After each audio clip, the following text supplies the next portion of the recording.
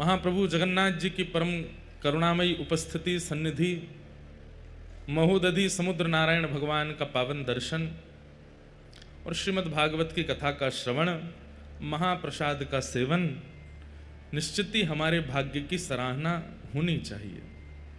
हम लोग अति भाग्यशाली हैं। अगर ऐसा कह दिया जाए तो कोई अतिशयोक्ति नहीं कि इस समय हमारे भाग्य पर देवताओं को भी ईर्ष्या हो रही होगी कि ये लोग इतने सौभाग्यशाली हैं। जहां महाप्रभु जी के दर्शन करने के लिए ज्यादातर लोग 1 दिन 2 दिन के लिए आते हैं, हमें 7 दिन का आश्रय प्राप्त हुआ। जहां महाप्रभु का महाप्रसाद व्यक्ति एक बार पाने के बाद फिर 1-1.5 साल का अनवसर कर लेता है, यहाँ रोज महाप्रसाद, और वो भी सुबह शाम महाप्रसाद पाने का अवसर मिल रहा है। अब हम पर जो कृपा होती है वो तो हम कहाँ तक आपको सुनाएं। हमें तो महाप्रभु जी विशेष रूप से कथा सुना रहे हैं ना, तो इसलिए वो यजमान हैं हमारे, महाप्रभु जी से हम दक्षिणा मांग सकते हैं। तो दक्षिणा के रूप में हम यही कहते हैं कि हमें कुछ नई नई भाव, नए नए कुछ ना कुछ भाव आप अर्पित करते रहो। हम महाप्रसाद तो एक बार लेते हैं, बाकी हम ठाकुर जी की खिचड़ी पाते हैं। जगन्नाथ महाप्रभु जो खिचड़ी पाते हैं इतनी अद्भुत, वैसे तो सभी महाप्रसाद इतना अद्भुत होता है। एक बात बोलें आपको, महाप्रसाद और महाप्रसाद में परोसे जाने वाले व्यंजन और जो भी उसमें दालमा, सागमा आदि सब होते हैं, वो सब जब आपके सन्मुख प्रस्तुत किए जाते हैं और उन प्रस्तुत होते ही आपके मन में ये आता है, नहीं ये तो मैं नहीं खाता, या ये इसको इधर रखो, ये वाला नहीं देना, इतना देना, ऐसे। इसका मतलब है आप उस प्रसाद के प्रति व्यंजन दृष्टि रखते हो। व्यंजन दृष्टि मतलब ये चावल है, ये दाल है, ये सब्जी है, ये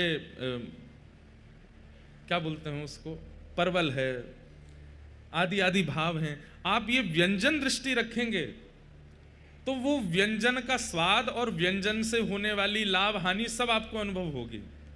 लेकिन आप उसके प्रति यदि केवल और केवल महाप्रभु जगन्नाथ जी का भाव रखेंगे, जैसे मैंने पहले दिन भी कहा था, दर्शन करने से नेत्रों से ठाकुर जी भीतर प्रविष्ट होते हैं, कथा सुनने से कर्ण रंध्र से प्रविष्ट होते हैं, महाप्रसाद पाने से ठाकुर जी मुख से प्रवेश करते हैं। महाप्रसाद साक्षात ठाकुर जी हैं। महाप्रसादे गोविंदे, उनके प्रति आपको अन्य भाव रखना ही नहीं है। हम सब तो जाते हैं सखाजन, इतने आनंद से महाप्रसाद पाते हैं, एक ही पत्तल में 3-3 बैठ जाते हैं, एक दूसरे से छीन छीन के पाते हैं। कल तो रात्रि गए दर्शन के लिए, तो कल विशेष प्रसाद प्राप्त हुआ। जो महाप्रभु जगन्नाथ जी के सब श्रृंगारी जन पाते हैं, उसमें क्या होता है कि सब महाप्रसाद एक ही दही में घोल लेते हैं और उसको दही चिवड़ा जैसा बना लेते हैं, उसमें ही केला मीड़ देते हैं। अलग ही था, वो पहली बार पाया कल। और उसमें दालमा मिला करके पाते हैं। पुआ खाए मलाई के साथ, काय के साथ, रबड़ी नहीं, मलाई के साथ। हमारे एक पंडित जी तो मलाई के पीछे लड़ लिए सबसे कि मोए कम क्यों दइए, मोए ज्यादा चाहिए, एक दूसरे से छीन छीन के पा गए।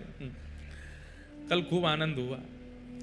ऐसी सुंदर कल प्रसादी पाई। क्या क्या कहते हैं उसे जो पाए थे, चिवड़ा, चिवड़ा चूना,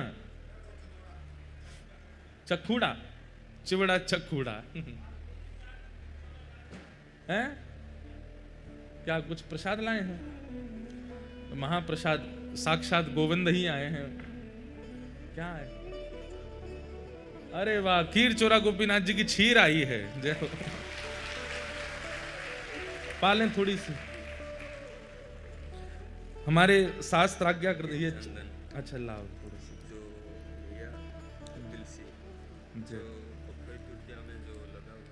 जी अच्छा, जय हो। थोड़ा पा लेते हैं। अरे वाह, जय। आप वहीं बालेश्वर से ही आए? वाह, बड़ी कृपा। यहीं पधरा दो बस, हैं? ठीक। महाप्रसाद है और क्षीर चोरा गोपीनाथ जी ने जय जय हो जय। जी जी जी जय। चैतन्य चरितामृत भी प्राप्त हुए हैं। गोपाल भैया आपको बुलाया था जो अच्छा गोवर्धन में जो पंडित जी की समाधि जी जी जी पुरुषोत्तम मास में आपका कथा हुआ था जी मल्लुकुटी वाले महाराज जी आके जो विमोचन किया ना गोवर्धन हाँ हाँ हाँ जी वही वाह वाह वही गोपाल भैया आपको बुलाया था भैया।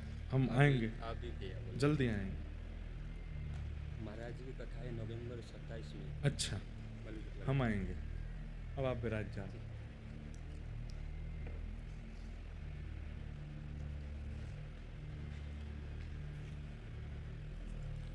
यही खीर ठाकुर जी चुरा करके धर लिए थे अपनी जेब में। पूरी तो हम पाएंगे, आप लोगों को तो नहीं मिलेगी। लो भैया पधराओ। वाह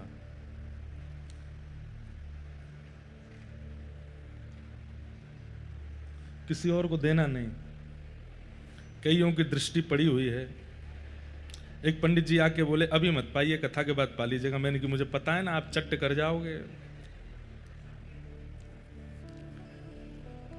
हमारे शास्त्र आज्ञा करते हैं ठाकुर जी का प्रसाद आवे तो 1000 काम चल रहे हों, सबसे पहले उस प्रसाद का एक तिनका धर लो मुख में। क्यों?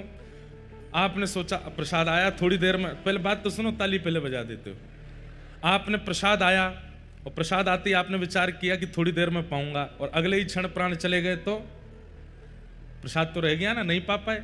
इसलिए प्रसाद कहीं भी तीर्थ का, किसी भी स्थान का जब सन्मुख आ जाए, जिस काम में लगे हो, जिस स्थिति में हो, जिस व्यवस्था में हो, तुरंत पहले प्रसाद सेवन कर लो। क्या पता अगले क्षण हमारे प्राण निकल गए तो। ठाकुर जी की सेवा कर रहे हो और ठाकुर जी की सेवा करते करते करते अब ठाकुर जी को सजा रहे हैं, तभी कोई द्वार पर आए, कोई रिश्तेदार आए, हम जगन्नाथपुरी से आए, प्रसाद लेके आए, ठाकुर जी को गोद में ही रखो, वो लाओ, एक हाथ में पहले प्रसाद दो, प्रसाद लेकर के तुरंत ऊपर से ग्रहण कर लो। आज झूठा नहीं होगा, अभी हमने कैसे पाया, ऐसे ही एक बूंद ऊपर से डाल लिया और फिर जो बचा हुआ है उसको केश में लगाओ, ठाकुर जी की पुनः सेवा में लग जाओ। कथा कर रहे हैं, प्रसाद आया, थोड़ा सा ऊपर से ग्रहण कर लिया, एक तिनका तो ले ही लेना चाहिए। उसके प्रति व्यंजन दृष्टि मत रखिए। हमारी आपसे हाथ जोड़ के निवेदन है, ठाकुर जी का प्रसाद, उसके प्रति व्यंजन दृष्टि मत रखिए। आप जिस दिन व्यंजन दृष्टि को त्याग देंगे, उस दिन से आप अपने आप अनुभव करने लगेंगे, दर्शन से जो प्रभाव नहीं हो पाया, नाम जप भजन से जो प्रभाव नहीं हो पाया, वो प्रभाव केवल महाप्रसाद प्राप्त करते ही आपके अंदर होने लग जाएगा। महाप्रभु जगन्नाथ जी इतने प्रिय आपको दर्शन से नहीं लग पाए, भोजन भजन से नहीं लग पाए, लेकिन जैसे ही महाप्रसाद ग्रहण किया, अगर आपके चित्त में वास्तव में महाप्रसाद के प्रति भाव होगा तो एक तिनका प्रवेश होते ही नेत्रों से अश्रुपात होने लगेगा। महाप्रसाद ठाकुर जी को देख करके आनंदित हो जाओ। जो मेरी वाली खीर पहुंच गई है क्या नीचे? बांट दे। अच्छा वो दूसरी है, अच्छा सबन को आई है।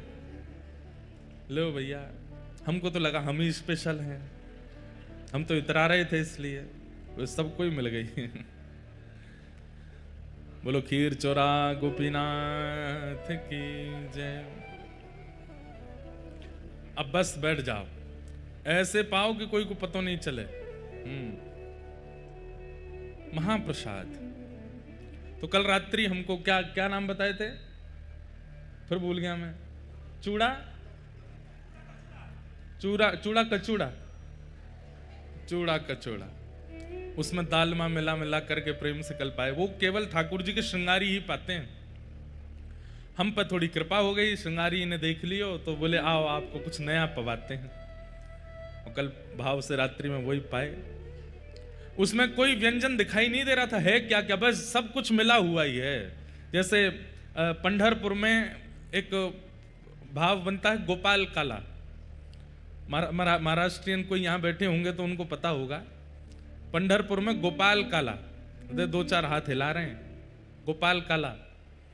वहां गोपाल काला का भाव क्या है? जैसे ठाकुर जी वृंदावन में अपने सखाओं के साथ में प्रसाद पाते हैं, तो कैसे पाते हैं? विभ्रद वेणुम जठर पटयो शांग मित्रे च कच्छे वामे पाणे मृषण कवलम तत्फलम लांगुलीषु तिष्ठन मध्य सुपर सुहृदो। बीच में बैठे हैं ठाकुर जी, चारों तरफ ग्वाल बाल बैठे हैं, और ठाकुर जी सबसे कहा कह रहे हैं, बोले अपने यहां की सबरी सामग्री जो जो तुम लेकर के आए हो सब मेरे सामने धर दो। तो कोई आलू की सब्जी लेके आयो है, कोई बैगन को भरता लेके आयो है, कोई अचार लेके आयो है, कोई खीर लेके आयो है, कोई छाछ लेके आयो है, कोई मखाने लेके आयो है, कोई बाजरे की रोटी, कोई ज्वार की रोटी, कोई गेहूं की रोटी लेके आयो है। ठाकुर जी सबसे मांग रहे हैं, बोले जो जो लाए हो सब लाओ, और फिर सबकी सामग्री को ठाकुर जी ऐसे मीड़ मीड़ करके एक कर दे रहे हैं। इसमें भी बड़ा सुख है।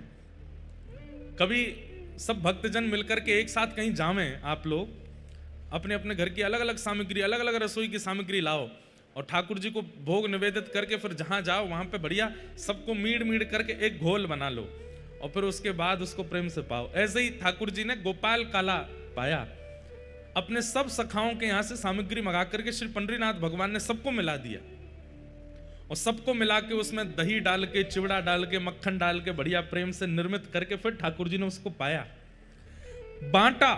पंडरीनाथ भगवान सबको बांटने लगे। कहते हैं कि देवता लाइन में लगे हैं पीछे, बोले हमको भी मिलेगा ठाकुर जी का गोपाल काला। तो जैसे ही देवताओं की पंक्ति आई सब खत्म हो गया, कुछ नहीं बचा। ठाकुर जी बोले अब तो नहीं बचा है। तो देवता इतने निराश हताश हो गए, अब हम क्या करें।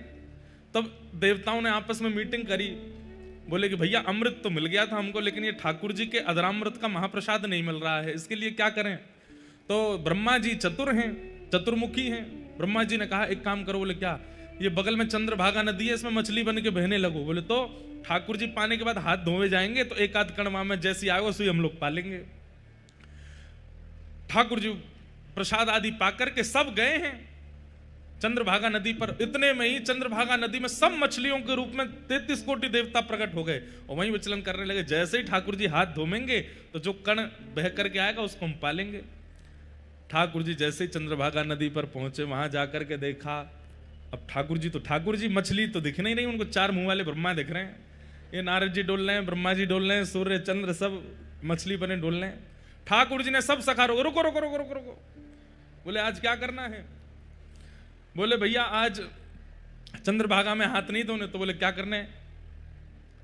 जो नहीं पायो सुनो मेरे भैया, मेरी हथेली चाट। ये जितना हाथ में लगो है ये नेक भी चंद्रभागा जी में बहनो नहीं चाहिए। तो बोले कहा करो। बोले या चाट चाट के सब खत्म कर लो। देवता जीव निकारे रह गए, मछली बने रह गए, लेकिन ठाकुर जी ने चंद्रभागा में हाथ नहीं धोया। और सबरे सखा महाराज चाट गए, पूरा हाथ बिल्कुल एक कण भी नहीं बचा है हाथ में। उसके बाद में सबने जाके हाथ, कुछ नहीं मिला देवताओं को। सोचो वो महाप्रसाद हम लोगों के सन्मुख आ जाता है। वो ठाकुर जी के अधरामृत का भोग हम लोगों को कितना सुख देने के लिए ठाकुर जी सहज में प्रकट कर देते हैं। क्यों नहीं हो रहा परिवर्तन। जिस महाप्रसाद को पाकर के देवादिदेव महादेव भी रुदन करने लगते हैं, प्रेमाश्रु और निमग्न होकर के नृत्य करने लगते हैं, हम इतना पाने हमको कुछ क्यों नहीं होता। क्योंकि महाप्रसाद के प्रति अब भी हमारी व्यंजन बुद्धि है, इसलिए हम पर वो प्रभाव नहीं होता। हमारी बात मान लीजिए, महाप्रसाद पाते ही आपकी चित्त वृत्ति आनंदित हो जाए, रात की नींद उड़ जाए, नेत्रों में अश्रुपात होने लगे, बस भगवत स्मृति में नृत्य प्रारंभ हो जाए, समझ जाना अब महाप्रसाद पाया है। ऐसे प्रसाद की महिमा। तो महाप्रभु जगन्नाथ जी तो हम पे बड़ी कृपा कर रहे हैं। हम सोएं भले कहीं भी, हम रहें भले कहीं भी, हम डोलें चाहे कहीं भी, ऊधम चाहे कितना भी करें, जगन्नाथपुरी में समुद्र में नहावे, कोणार्क जामे, कुछ भी, पर नियम है हमारा जगन्नाथपुरी का कि हम और कुछ पा ही नहीं सकते। हम सुबह से भूखे ही रहते हैं। ठाकुर जी का प्रसाद वैसे तो 4 बजे के बाद राजभोग मिलता है, 3 बजे के बाद, पर हमने 2-4 अपने गुप्तचर लगा रखे हैं कि कहीं से भी कथा विश्राम हो तब तक कुछ ले आओ भैया, नहीं तो प्राण हलक में आ जाते हैं। कथा से उठते ही महाप्रसाद पाते हैं, फिर रात्रि को 2 समय ही पाते हैं, लेकिन पाते महाप्रसाद ही हैं। हमारी डाइट वाइट चल रही है, लेकिन सब विसर्जन कर दिया है समुद्र में। बोले कि जगन्नाथपुरी में जब हमारे ठाकुर जी मोटे ताजे हैं तो हम काहे को पतले रहें। हम भी चकाचक ठाकुर जी की तरह आनंद करेंगे। महाप्रसाद का अद्भुत सुख है। और एक और बात बोलूं, आपने उसके प्रति व्यंजन बुद्धि रखी तो वो आपकी कैलोरीज और मोटापा सब बढ़ाएगा। आप उसके बाद ठाकुर जी की बुद्धि रखो, कुछ नहीं होगा, चकाचक वही रहेगा भाव जो है। ऐसे हमारे जगन्नाथ महाप्रभु महाप्रसाद पवाते हैं और वो महाप्रसाद ठाकुर जी ही हैं। हम रोज महाप्रसाद की आप सबके सामने आकर के भाव बताते हैं, व्याख्या करते हैं। इसको आप मान लीजिए, कहीं भजन का तप बल है, कहीं तप का बल है, कहीं रुदन का बल है, कहीं गाने का बल है, कहीं नृत्य का बल है, कहीं श्रृंगार का बल है। जगन्नाथपुरी में केवल खाने का बल है। खाओ, चकाचक पाओ, महाप्रसाद पाते रहो। बोलो जगन्नाथ महाप्रभु की जय। ऐसे महाप्रभु जी की कृपा से हम आप सब लोग यहाँ विराजमान हैं। आज बंधुओं, कल हम लोग गए थे टोटा गोपीनाथ। आज जाना तो था साक्षी गोपाल, पर साक्षी गोपाल जी एक तो दूर बहुत है, 25 किलोमीटर, आधा रास्ता भुवनेश्वर का, तब साक्षी गोपाल आते हैं। अभी हमें व्यास मंच पे पता चला कि आज जो ध्वजा जी हैं, श्री जगन्नाथ महाप्रभु की ध्वजा जी हैं, वो व्यासपीठ की ओर से पधराई जा रही हैं। व्यासपीठ, हम शब्द व्यासपीठ कहते हैं तो इसका मतलब हम नहीं है, हम आप सब और हम, हमारी ओर से आज ध्वजा जी की सेवा है जगन्नाथ मंदिर में।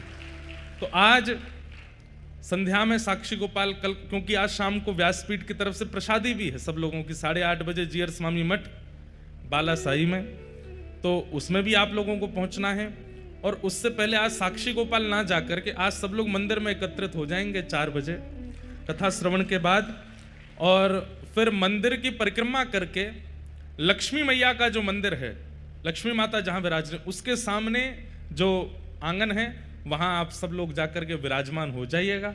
4 साढ़े 4 बजे ध्वजा जी का पूजन होगा और फिर ध्वजा जी आज व्यासपीठ की ओर से, भक्ति पथ परिकर की ओर से, सारस्वत परिवार की ओर से और आप सभी श्रोता परिवार की ओर से, हमारे ठाकुर जी जो हमारे शर्मा जी के ठाकुर जी हैं, उनका जन्मोत्सव है, उसी उपलक्ष्य में कथा हो रही है, तो उनकी ओर से आज श्री जगन्नाथ महाप्रभु जी को ध्वजा जी अर्पण कराएंगे।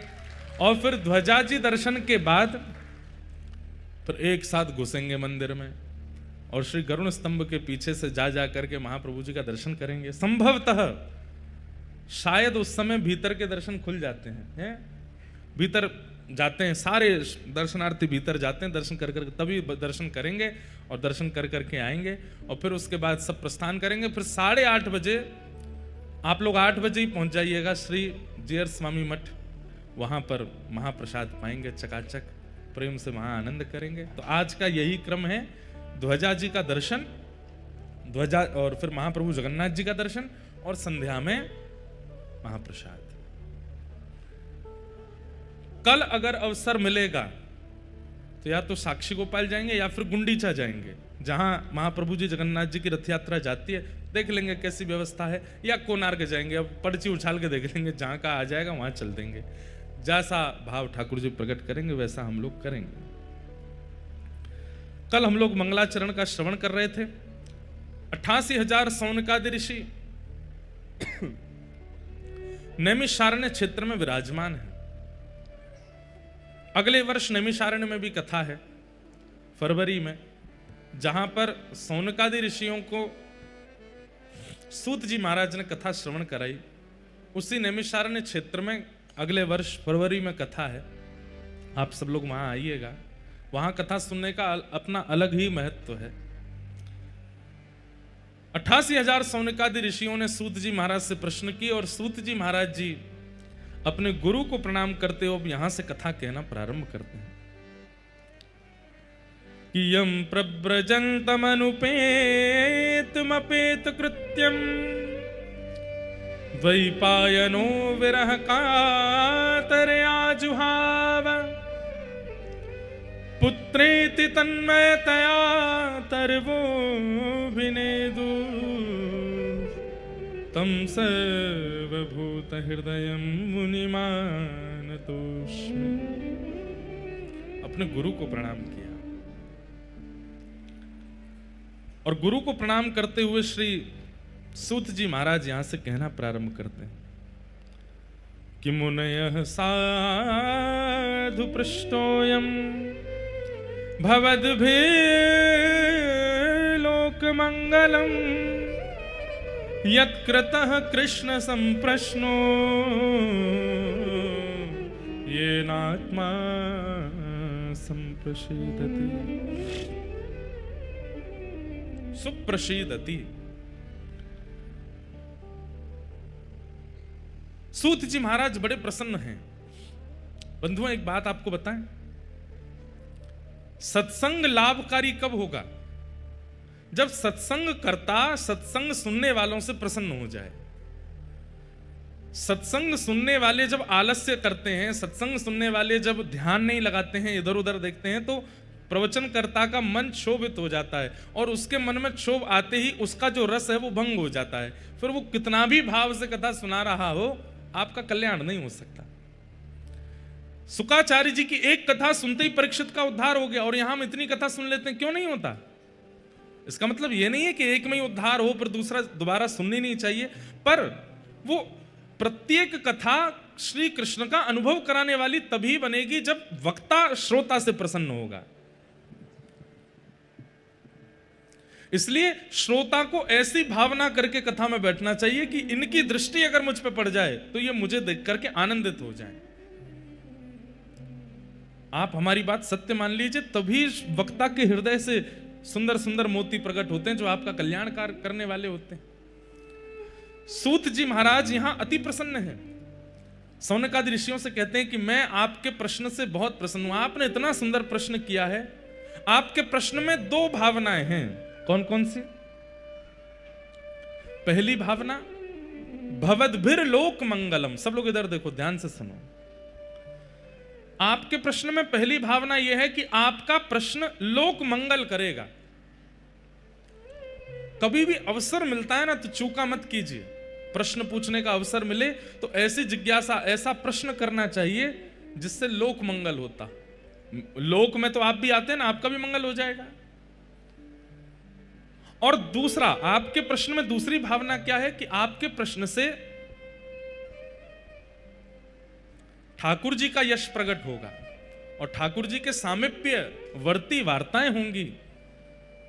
प्रश्न कैसा होना चाहिए? दो बातें, ठाकुर जी की लीला प्रकट होती हो और उस लीला के श्रवण से लोक का हित होता हो, लोक का मंगल होता हो, ऐसा प्रश्न ही करना चाहिए सदैव। चैतन्य महाप्रभु जब जगन्नाथपुरी विराजे, बहुत ध्यान से सुनिएगा, रथ यात्रा का समय आया तो रथ यात्रा, मूल रूप से रथ यात्रा का कारण यह था, जो यहां का कारण है वो कारण क्या है? भगवान इंद्रद्युम्न राजा पर कृपा करने के लिए यहां जगन्नाथ बनकर के पधारे। अब आप में से कई लोगों ने कथा सुन रखी है पर कईयों ने नहीं सुनी। कल मुझे एक व्यक्ति बोले महाराज जी आप कई विषयों पे कह देते हैं कि आपने सुना है पर हमने नहीं सुना है वो, तो इसलिए आप बोल दिया करो। हमें लगा कि भाई रिपीटेशन क्यों करें, पर कर देते हैं। इंद्रद्युम्न राजा थे, कहते हैं उन्होंने इतनी तपस्या की, सतयुग में उनकी तपस्या प्रारंभ हो गई थी और सतयुग में ही उन्होंने ठाकुर जी का मंदिर निर्माण करा दिया था। ये इंद्रद्युम्न राजा कौन है? श्री अंगद जी महाराज, वही इंद्रद्युम्न राजा के रूप में पधारे, ऐसा भाव करते हैं। या जो विश्ववसु हैं उनको अंगद जी का रूप माना जाता है। दोनों भाव आते हैं। ठाकुर जी की प्रार्थना की कि आप प्रकट हो जाओ। भगवान ने कितने युग प्रतीक्षा करवा करके इनको स्वप्न देकर के कहा कि मैं नीलमणि रूप में विराजमान हूं, नील माधव रूप में विराजमान हूं, लेकिन यह नहीं बताया कि कहां विराजमान हूं। अब तो इंद्रद्युम्न राजा इतने व्याकुल हो गए, कहां है नील माधव, कहां है नील माधव, उन्हें खोजो। ये तो ऐसा हो गया कि अत्यंत प्यासा व्यक्ति पानी मांग रहा था, पानी कहां है, पानी कहां है। आपने कह दिया पानी जो है वो बलिया पंडा में है, अब ढूंढते रहो बलिया पंडा कहां है। आप बैठे दिल्ली, बंबई, कलकत्ता में और वहां हम कह रहे हैं बलिया पंडा में। अब आजकल तो गूगल बता देता है बलिया पंडा कहां पर, तब तो नहीं था। ठाकुर जी ने केवल इतना कहा कि मैं नील माधव रूप में तुमको मिलूंगा, लेकिन कहां मिलूंगा, कब मिलूंगा, कैसे मिलूंगा, इसकी कोई उद्घोषणा नहीं की। और व्याकुल हो गए। तब व्याकुलता के कारण आपने अपनी पूरी सेना को लगा दिया, बोले ढूंढो कहां है नील माधव भगवान। तभी आपके एक मंत्रिमंडल में थे श्री विद्यापति जी। वो विद्यापति भ्रमण करते करते करते करते एक बीहड़ जंगल में, जहां पर सबर जाति के लोग रहते हैं, जिन्हें कोलभील भी कहते हैं, वहां पहुंच गए। तभी वहां आपको एक परम सुंदरी ललिता नाम की कन्या दिखी। ये ललिता कौन है? ये विश्ववसु सवर की पुत्री थी, और विश्ववसु सवर के यहां ही नीलमाधव भगवान थे। देखो ठाकुर जी कैसी लीला करते हैं, अपना परिचय अपने आप ही कहीं ना कहीं से ठाकुर जी करा देते हैं, लेकिन परिश्रम आपको करना पड़ता है उनकी प्राप्ति के लिए। तो विद्यापति जी जैसी ललिता से मिले, ललिता इतनी सुंदर थी कि दोनों का प्रेम हो गया। ललिता ने जाकर के अपने पिता विश्ववसु जी से कहा कि मैं तो इनसे ही ब्याह करूंगी। विश्ववसु जी बोले ये ब्राह्मण हैं, हमको स्वीकार करेंगे? विद्यापति जी बोले नहीं, मुझे स्वीकार है। और ललिता जी का विश्ववसु जी से ब्याह हो गया। तभी विश्ववसु जी ने अनुभव किया कि रोज इनके ससुर जी, विद्यापति जी ने अनुभव किया कि इनके ससुर जी विश्ववसु सवर वो रोज सुबह कहीं जाते हैं, और जब लौट करके आते हैं तो कस्तूरी, चंदन, कपूर, केसर की अद्भुत सुगंधी आती है।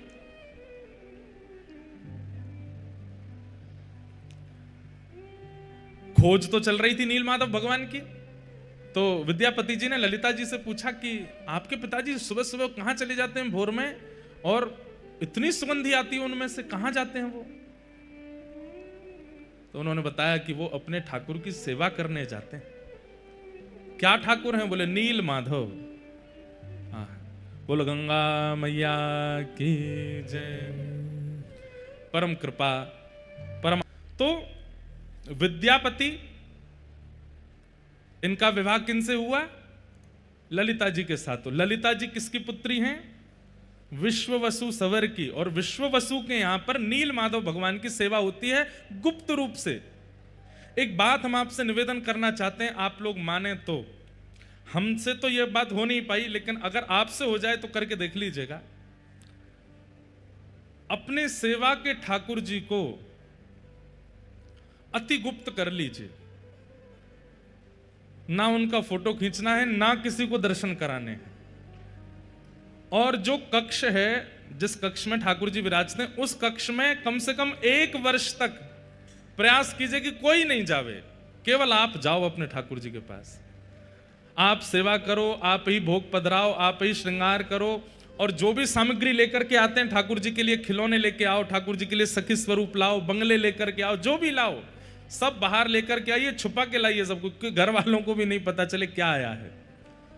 और 1 वर्ष तक अपने ठाकुर जी की आप सेवा बिल्कुल गुप्त रूप से कीजिए, गोपनीय रूप से कीजिए। ना उनकी फोटो कहीं डालिए, ना किसी को दिखाइए।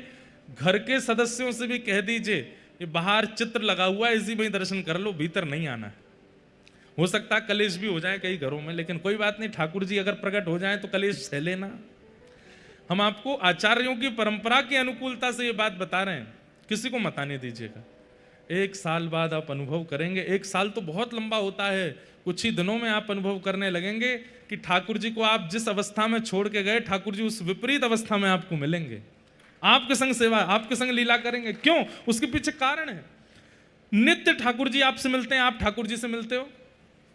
उससे क्या होगा? ठाकुर जी को यह विश्वास हो गया कि भाई ये प्रचार में नहीं है, ये केवल मेरो है, ये बाहर जाके किसी को बताता भी नहीं है, बाहर से अंदर आके किसी से कुछ कहता भी नहीं है। तो बहुत कठिन है सेवा, लेकिन करके देख लो।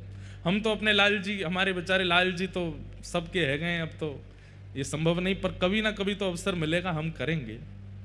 किसी को मत दिखाओ, आप सेवा करो, आप ही भोग लगाओ, आप ही सामग्री पधराओ, फूल लेके आइए, किलो किलो फूल लेके आओ, और छुपा के भीतर ले आए, और भीतर आके अपने आप बंगला बनाया, बंगले में ठाकुर जी को बैठाया, दर्शन आरती करी, उसके बाद सारे फूल उतार करके बाहर पधरा दिए। किसी को दर्शन मत करा। श्रीनाथ जी में 56 भोग लगता है, नाथ द्वार में आप 56 भोग की सेवा कर लीजिए, यजमान बन जाइए। आपको भी 56 भोग पवाते हुए ठाकुर जी का दर्शन नहीं होगा। आपको उस काल, उस घड़ी में भीतर ले जाया जाएगा जब 56 भोग उठ रहा होगा। ठाकुर जी ने कैसे पाया, किसी को देखने का अधिकार नहीं है। कितनी उत्सव, कितनी लीलाएं श्रीनाथ द्वारा में ऐसी होती हैं जो सबके सामने होती ही नहीं है, भीतर ही भीतर हो जाती हैं। ठाकुर जी को उससे ये अनुभव होता है कि ये केवल मेरे प्रचार के लिए नहीं है, ये अपने लिए मेरी सेवा कर रहा है। तो ठाकुर जी धीरे धीरे सहज होने लग जाते हैं और फिर कुछ ना कुछ लीला क्रिया करने लगते हैं। विश्व वसु सवर नील माधव भगवान की ऐसी ही सेवा करते हैं। किसी को नहीं पता, अपनी बेटी ललिता तक को दर्शन नहीं कराए हैं। लेकिन विद्यापति जी ललिता से कहने लगे, बोले मुझे भी तुम्हारे पिताजी के साथ उनके ठाकुर जी के दर्शन करने। ललिता बोली, बोलना मत इस बात को, मेरी इतनी आयु हो गई, मेरी मां के विवाह को इतने वर्ष हो गए, आज तक मां ने दर्शन नहीं किए, आज तक मैंने दर्शन नहीं किए, हमारे परिवार के बड़े बुजुर्गों ने दर्शन नहीं किए। वो किसी को नहीं लेके जाते साथ में। कहते हैं नील माधव भगवान है, और नील माधव भगवान चलते फिरते, उठते बैठते, खाते पीते सब करते हैं। हम लोग देखने के अधिकारी नहीं है, इसलिए केवल पिताजी जाते हैं वहां पर। आप लोग बहुत सावधानी से सुनिए, बड़ी गूढ़ और बड़ी आनंदमयी कथा है। विद्यापति तो अब मन में ठान लिए कि मुझे कैसे भी दर्शन करने हैं। इंद्रद्युम्न राजा ने इस कार्य के लिए भेजा है कि ढूंढ के आओ कहां है नील माधव भगवान। तो विद्यापति ऐसा व्यवहार करने लगे, पत्नी भोजन देती है, वो कहते हैं मन नहीं है, इच्छा नहीं है। पत्नी बात करती है तो थोड़े उखड़े उखड़े से रहते हैं। पत्नी सबके कारण पूछती है, बोल कारण क्या है, आप इतने उदास क्यों हैं? तो एक ही कारण देते हैं, नील माधव का दर्शन कराओ। एक दिन ललिता ने जाके अपने पिताजी विश्ववसु जी से कहा, पिताजी अगर आपको यह बात पता चले कि आपकी बेटी का परिवार गृहस्थ आश्रम खत्म हो रहा है तो आप क्या करेंगे?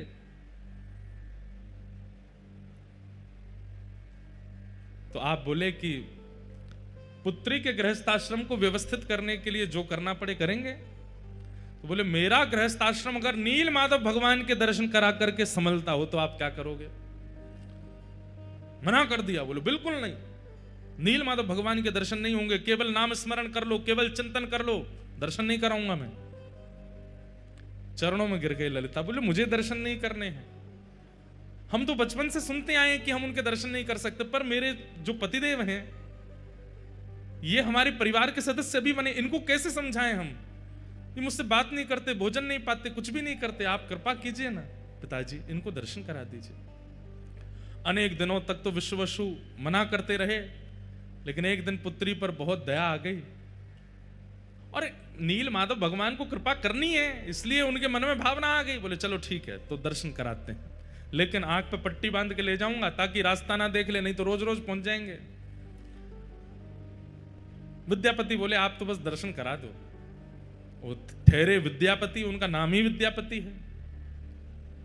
कहीं कहते हैं धान, कहीं कहते हैं सरसों की पोटली अपने कमर पर बांध ली और उसमें छेद कर दिया, और सुबह जब निकले हैं विश्ववसु ने आंखों पर पट्टी बांध दी है, लेकर के जा रहे हैं नील माधव भगवान का दर्शन कराने के लिए।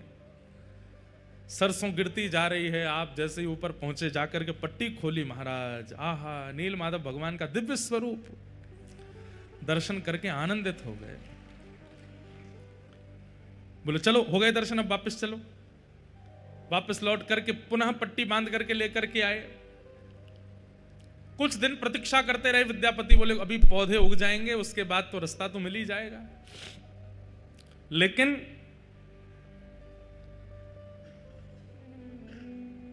रास्ते के पीछे पीछे जाकर के जब नील माधव भगवान का दर्शन करने लगे, आप अति आनंदित हो गए। आपने तुरंत इंद्रद्युम्न राजा को खबर पहुंचवा दी कि महाराज नील माधव भगवान मिल गए। युगों से चली आ रही प्रतीक्षा इंद्रद्युम्न राजा की अब पूर्ण होने वाली है। आनंद के साथ नाचते गाते हुए इंद्रद्युम्न राजा आ रहे थे। तभी क्या हुआ, कहीं कहते हैं नील माधव भगवान अंतर्ध्यान हो गए, कहीं कहते हैं देवता उनको लेकर के चले गए, क्योंकि वो जो रास्ता बनाया था सरसों डाल करके वो देवताओं को भी तो पता चल गया था। सोचिए, नील माधव भगवान की ऐसी सेवा विश्ववसु कर रहे थे कि देवताओं को भी नहीं पता कि वो कहां है। लेकिन उस सरसों का मार्ग देवताओं को भी मिल गया, तो कहते हैं देवता ले गए नीलमाधव भगवान को। इंद्रद्युम्न राजा आकर के कुंपित हो गए, सवर लोगों से युद्ध छिड़ने ही वाला था, तभी आकाशवाणी हो गई, बोले कि तुम चिंता मत करो, यही मेरा नीलमाधव स्वरूप प्रकट होएगा। बोले कहां जाओ? बोले चक्र तीर्थ पहुंच जाओ और वहां पर प्रतीक्षा करो, दारू ब्रह्म के रूप में मैं आऊंगा और तुम्हारे द्वारा सेवा स्वीकार करूंगा। अपनी पूरी सेना लेकर के इंद्रद्युम्न राजा चक्रतीर्थ पहुंचे, समुद्र के तट पर प्रतीक्षा कर रहे थे, तभी सुंदर दारू बहती हुई आ रही। कैसे पता चला कि ये ठाकुर जी हैं? तो शंख चक्र गदा पद्म चारों अंकित थे, हजारों की सेना लगा दी, लेकिन वो दारू, वो लकड़ी, ठाकुर जी का स्वरूप जिसमें अभी आकृति नहीं बनी है, उठा ही नहीं पा रहे हैं। खूब प्रयास किया, हाथियों से खिंचवाया, लोगों ने उठाया, लेकिन नहीं निकल पा रहे हैं। तब अंत तो गत्वा आकाशवाणी हुई कि जिसके लिए आए हैं उसी से उठेंगे। तब इंद्रद्युम्न राजा, मतलब मानो मान हनन कर रहे हैं, इंद्रद्युम्न का राजा नहीं हो तुम, अब हम तुम्हारे यहां आए, अब तुमको सेवक बनना पड़ेगा। इंद्रद्युम्न राजा जैसे गए, विशाल दारू ब्रह्म को एक भुजा से ही उठा लिया। ठाकुर जी हल्के हो गए और कंधे पर बैठ करके सीधे उनके साथ चलने लगे। और सबसे पहले महाप्रभु जी का वह विग्रह आया गुंडीचा, जहां हम लोग कल या परसों में जाएंगे दर्शन करने। एक प्रकार से ठाकुर जी की वहां जन्म वेदी कहा जाता है उसको, ठाकुर जी का मायका भी कहते हैं, घर भी कहते हैं। ठाकुर जी ने वहां आज्ञा कर दी कि हमारा स्वरूप निर्माण कराओ। अनेकों रूप बनाने वाले आए, अनेकों शिल्पकार आए, लेकिन कहते हैं छेना हथौड़ी उठाते हैं और जैसे ही करने लगते हैं तो जैसे किसी लोहे पर प्रहार करने पर खन आवाज और चिंगारियां निकलती हैं, ऐसे निकलने लगी। कोई ठाकुर जी का निर्माण नहीं कर पाया। तभी वहां एक विशेष परिवार के सदस्य, जिनका परिवार आज तक ठाकुर जी का स्वरूप निर्माण करता है, वे आए। उन्होंने आकर के ठाकुर जी का स्वरूप बनाया, लेकिन उन्होंने नियम रख दिया कि मैं एकांत में बनाऊंगा। दूसरी बात, आप बार बार आकर के डिस्टर्ब नहीं करेंगे, देखेंगे नहीं, एकांत में बैठ करके ठाकुर जी का स्वरूप निर्मित होगा। हमें कैसे पता चलेगा कि ठाकुर जी बनना है? बोले आप बाहर से आवाज सुनते रहना, अंदर छेनी हथौड़ा की आवाज आती रहे, उससे पता चलेगा कि ठाकुर जी बनना है। 25 दिन 24 दिन की लगभग उन्होंने आज्ञा की, इतने दिन में ठाकुर जी बनेंगे, लेकिन 14 दिनों में ही आवाज आनी बंद हो गई। रानी घबरा गई, राजा घबरा गए। आपने व्याकुल हृदय से एक दिन प्रतीक्षा की और फिर प्रतीक्षा का बांध टूट गया। बोले कि ठाकुर जी वयोवृद्ध हैं जो बना रहे हैं, कहीं ऐसा नहीं हो भीतर ही पधार गए हों, देख तो लें एक बार। जैसे ही द्वार खोल करके देखा, महाप्रभु जगन्नाथ जी का सुंदर विग्रह वहां विराजमान, श्री बलभद्र जी महाराज, श्री सुभद्रा जी और श्री सुदर्शन जी, चारों रूप प्रकट हो गए। बोलो श्री जगन्नाथ महाप्रभु की। ठाकुर जी का स्वरूप प्रकट हो गया। लेकिन इंद्रद्युम्न राजा घबरा गए, हाय राम, ये मैंने क्या किया? अभी पूर्ण तिथि पूरी हुई नहीं, उससे पहले ठाकुर जी का मंदिर खोल दिया, तो अधूरे ठाकुर जी रह गए। कैसे नेत्र हैं, कैसा मुख है, हाथ भी नहीं बने हैं, उदर भी नहीं बना है, ठाकुर जी तो अधूरे रह गए। तभी ठाकुर जी ने आकाशवाणी करते हुए कहा, नहीं इंद्रद्युम्न राजा, ये परिपूर्ण स्वरूप है। बाकी के स्वरूप मानव दर्शन के लिए हैं, इसलिए उनमें हस्त कमल, चरण कमल, नासिका, कान, सबका दर्शन होता है। परंतु ये तो श्री राधा भाव, विरही भाव विगलित स्वरूप है। ब्रजवासियों के विरह में, द्वारिका में मेरा श्री अंग पिघल गया था। वही स्वरूप मैंने नारद जी को आज्ञा करके कहा था कि मैं कलयुग में प्रदान करूंगा सब जनमानस को दर्शन कराने के लिए। वही ब्रजवासियों के विरह में मेरा प्रेम विगलित स्वरूप ही यहां जगन्नाथ बन करके आया है। इसलिए तुम इनको अधूरा मत समझो, ये मेरा परिपूर्ण श्री राधा भाव परिपूर्ण स्वरूप है मेरा, इन्हें स्वीकार कर। आहा, अब सतयुग में बना हुआ मंदिर, उसमें ठाकुर जी को विराजमान करना था। रथ का निर्माण हुआ और जैसे ही रथ पर आरूढ़ होकर के महाप्रभु जगन्नाथ जी वापस श्री मंदिर की ओर आने लगे, कहते हैं गुंडीचा महारानी रथ के आगे लेट गई। जिस प्रकार श्री ठाकुर जी वृंदावन से मथुरा गए थे तो गोपियों की स्थिति हुई, वैसी गुंडीचा महारानी की हो गई कि आप मेरा घर छोड़ के क्यों जा रहे हैं नाथ? आप यहां से क्यों वापस जा रहे हैं? राजा के समझाने पर भी गुंडीचा नहीं मानी, अनेक विद्वानों के द्वारा समझाने पर भी गुंडीचा नहीं मानी। तो कहते हैं महाप्रभु जगन्नाथ जी सचल हो गए और रथ से उतर करके नीचे आए और आकर के गुंडीचा को हृदय से लगाया और कहा, मां आप चिंतित क्यों होती हो? बोले मैं कैसे रहूंगी, आप मेरा घर छोड़ के जा रहे हैं। तो महाप्रभु जगन्नाथ जी बोले, मां विश्व कल्याण के लिए, जगत कल्याण के लिए मेरा श्री मंदिर में जाना आवश्यक है। मैं घर पर बैठ करके जगत कल्याण नहीं कर पाऊंगा, मुझे मंदिर में जाना पड़ेगा।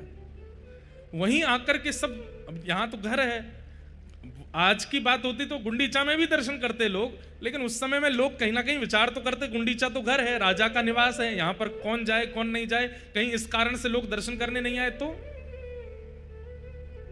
और पूरी व्यवस्था और पूरे नियम से वो मंदिर बना है, सतयुग युग का बना हुआ मंदिर है, उसमें मुझे विराजना है मां। पर मैं वचन देता हूं, हर साल स्नान पूर्णिमा के 15 दिन बाद मैं स्वयं रथ पर आरूढ़ होकर के आपके घर आऊंगा और फिर यहीं रह करके अपनी मां के द्वारा प्रदत्त किए गए लालन पालन भोग सामग्री सबको स्वीकार करूंगा। साल भर तो मैं जगत कल्याण के लिए मंदिर में विराजूंगा, पर साल में एक सप्ताह के लिए मैया मैं आपके पास आऊंगा, आप चिंतित मत हो। गुंडीचा मैया फिर भी नहीं मानी, बोले आप तो ऐसे ही आश्वासन यशोदा मैया को दिए थे कि परसों आ जाऊंगा, और परसों के बरसों बीत गए, आप लौट करके नहीं आए। तब भगवान ने गुंडीचा मैया को हृदय से लगाया और हृदय से लगाते ही गुंडीचा मैया को यह भाव दिखाया कि मैया आप कोई और थोड़ी हो, आप यशोदा ही तो हो, यशोदा ही तो गुंडीचा के रूप में आई हैं, ये नंद बाबा ही श्री नील इंद्रद्युम्न राजा के रूप में आए हैं। मैंने जो वचन दिया था कि मैं आऊंगा वो मैं जगन्नाथ वेश में पूरा करूंगा, आप यहीं विराजो। ये गुंडीचा वृंदावन है और श्री मंदिर द्वारिका है, और मैं द्वारिका से निश्चित यहां आऊंगा और आकर के आपको सुख प्रदान, अपना वचन निभाऊंगा। ठाकुर जी वर्षों पूर्व दिए गए द्वापर के वचन को निभाते हैं रथ यात्रा करके। ठाकुर जी ने कहा था कि मैं आऊंगा ब्रजमंडल, और ठाकुर जी जाते हैं। इंद्रद्युम्न राजा और गुंडीचा मैया दोनों चरणों में बैठ गए। भगवान बोले वरदान मांगिए, क्या चाहिए? इंद्रद्युम्न राजा ने वरदान मांगा कि हमारा वंश आगे ना बढ़े। क्या मांगा? हमारा वंश आगे ना बढ़े, ऐसी कृपा करो। और ठीक उसी समय गुंडीचा मैया ने क्या मांगा? हमें एक संतान हो जाए, एक पुत्र हो जाए। नीलाद्रीनाथ श्री जगन्नाथ भगवान हंसने लगे, बोले कि ये क्या कह रहे हैं आप दोनों? इंद्रद्युम्न राजा ने पत्नी की ओर देखा, बोले क्या मांग रही हो तुम ठाकुर जी से? बोले मैं तो संतान मांग रही हूं। आप क्या मांग रहे हो? बोले मैं तो कह रहा हूं कि संतान ही नहीं हो। अब पति पत्नी दोनों विपरीत अवस्था मांगेंगे। ठाकुर जी बोले कैसे पूरी होगी? इंद्रद्युम्न राजा कह रहे हैं संतान नहीं चाहिए, और गुंडीचा मैया कह रही है संतान चाहिए। दोनों में वहीं पर ही महाराज द्वंद्व सा होने लगा। संतान चाहिए, वो बोले संतान नहीं चाहिए, संतान चाहिए, संतान नहीं चाहिए। ठाकुर जी बोले बस बस बस रुको, हम तुम्हारा समाधान करते हैं। इंद्रद्युम्न राजा को संतान नहीं चाहिए, आपकी पत्नी गुंडीचा को संतान चाहिए। अब ये तो एक ही क्रिया से पूर्ण हो सकता है। बोले क्या? मैं ही आपकी संतान बन जाता हूं। आज के बाद आप पूरे विश्व में कह दीजिएगा कि कितने बालक हैं? बोले 3 बालक हैं, 2 लाला 1 लाली। लाला कौन है? बोले बलभद्र और श्री जगन्नाथ हमारे लाला हैं, और श्री सुभद्रा जी हमारी लाली हैं। बंधुओं, आज भी महाप्रभु जगन्नाथ संभवतः आगामी चतुर्दशी को, कब है चतुर्दशी? आज है कि कल है? कल है संभवतः चतुर्दशी को। आज भी महाप्रभु जगन्नाथ जी इंद्रद्युम्न राजा का श्राद्ध करते हैं, क्योंकि वो मेरे पिता हैं। ब्राह्मण भोज कराते हैं। आज भी महाप्रभु जी अपने पिताजी का स्मरण करके अपने पिता भाव की पूर्ति करते हैं। हाँ? मार्गशीर्ष में श्राद्ध करते हैं तृतीया को। हाँ? 3 दिन तक श्राद्ध करते हैं अपने पिताजी का स्मरण करके। महाप्रभु जगन्नाथ जी आज भी इंद्रद्युम्न राजा का स्मरण करते हैं, ब्राह्मण भोज कराते हैं, दक्षिणा वितरण करते हैं। अपने पुत्र धर्म का निर्वहन करते हैं। परमात्मा होते हुए पुत्र धर्म का निर्वहन करते हैं और हम जीवात्मा होते हुए भी पुत्र धर्म का निर्वहन नहीं करते। ठाकुर जी का ऐसा भाव। अब ये तो है एक भाव रथ यात्रा का, पर दूसरा भाव प्रकट करते हैं श्री चैतन्य महाप्रभु। श्रीमन चैतन्य महाप्रभु जब जगन्नाथपुरी पधारे, आपने यहाँ के उस समय के राजा से कहा कि आप हमको एक सेवा प्रदान कर दो। बोले क्या? महाप्रभु जगन्नाथ जी गुंडीचा जाएंगे, उससे पहले गुंडीचा मार्जन होगा, गुंडीचा को स्वच्छ किया जाएगा, गुंडीचा को बढ़िया कलशों में जल भर भर के धोया जाता है, बुहारा जाता है, सुंदर झाड़ू लगाते हैं, पोंछते हैं, सुंदर बनाते हैं। ठाकुर जी आ रहे हैं। राजा ने कहा कि प्रभु आप तो हमारे पूजनीय हैं, हमारे वंदनीय हैं, ये सेवा तो सेवक लोग कर लेंगे ना, आपको करने की क्या आवश्यकता है? चैतन्य महाप्रभु बोले कि ये सामान्य झाड़ू पोंछा की सेवा नहीं है। जगन्नाथ महाप्रभु की रथ यात्रा, कोई गुंडीचा देवी के दर्शन के लिए जाते हैं, वहां मां को कृपा करने के लिए जाते हैं, ये भावना तो एक है, पर मूल भावना तो ये है ठाकुर जी द्वारिका से वृंदावन जा रहे हैं। राजा ने कहा ठाकुर जी तो द्वारिका से वृंदावन कभी नहीं गए, द्वारिका आने के बाद ठाकुर जी का वृंदावन गमन तो हुआ नहीं। तब श्री चैतन्य महाप्रभु कथा सुनाते हैं, बोले कि एक बार गए। कब गए हैं? कुरुक्षेत्र में सूर्य ग्रहण हुआ था और सूर्य ग्रहण के काल में सब द्वारिकावासी कुरुक्षेत्र पहुंचे हैं और यहां से सब ब्रजवासी भी कुरुक्षेत्र पहुंचे हैं। ना तो ब्रजवासियों को पता है कि वहां द्वारिकाधीश और द्वारिकावासी आ रहे हैं, ना द्वारिकाधीश और द्वारिकावासियों को पता है कि यहां ब्रजवासी आ रहे हैं। केवल द्वारिकावासी और ब्रजवासी गए नहीं, पूरे भारतवर्ष के लोग वहां इकट्ठे हुए थे सूर्य ग्रहण पर यज्ञ करने के लिए। लेकिन जैसे सूर्य ग्रहण काल में वहां सब एकत्रित हुए, तब धीरे धीरे खबर उड़ने लगी और उड़ते उड़ते ठाकुर जी तक पहुंची कि ब्रजवासी यहां आए हुए हैं। ब्रजवासियों का नाम सुनते ही, यहां आए हुए हैं सुनते ही, ठाकुर जी इतनी तत्परता से पूरी व्यवस्था में लगे थे। सूर्य ग्रहण में ऐसे यज्ञ होगा, ऐसे हवन होगा, ऐसे वेद पूजन होगा, पाठ होगा। लेकिन जैसे ही सुना कि ब्रजवासी आए, ठाकुर जी तो बलदाऊ दादा से बोल, दाऊ दादा आप ही संभालो, अब मैं संभाल नहीं पाऊंगा। चिंतित हो गए ठाकुर जी। इच्छा तो हो रही है मैं कैसे भी ब्रजवासियों के सन्मुख पहुंच जाऊं, लेकिन एक कदम बढ़ाते ही ठाकुर जी रुक जाते हैं। बोले किस मुंह से जाऊं? मैया पूछेगी लाला इतने दिनान बाद आयो है तो का जवाब दूंगो?